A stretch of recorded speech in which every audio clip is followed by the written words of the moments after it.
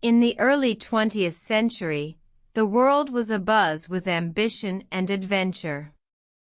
The age of exploration had given way to a new era, the age of discovery. Among the most sought-after prizes was the elusive North Pole. Two intrepid explorers, Robert Peary and Roald Amundsen, were locked in a fierce race to reach the top of the world. Peary, an American, had already conquered the South Pole under the patronage of President Theodore Roosevelt.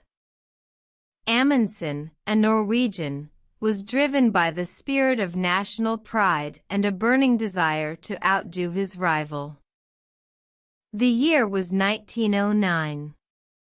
Peary, with a team of Inuit guides and a crew of 4, set sail from New York aboard the SS Roosevelt. Amundsen, meanwhile, was preparing his own expedition, ready to leave from Spitsbergen, Norway. The journey was relentless. Bitter cold, treacherous ice floes, and the constant threat of scurvy and frostbite tested the limits of human endurance. Yet, both Peary and Amundsen pressed on, driven by an unyielding determination. Peary reached the frozen wasteland of the Arctic Ocean in August 1909. He claimed to have reached the North Pole on April 6, 1909, but his evidence was met with skepticism. Amundsen, on the other hand, faced numerous setbacks, including the destruction of his ship, the GJOA, by ice.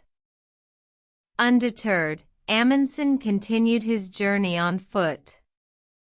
After months of hardship, he and his 4 companions finally reached the North Pole on May 10, 1909. Amundsen's victory was met with worldwide acclaim. Peary's claim was later discredited, leaving Amundsen as the undisputed first man to reach the North Pole.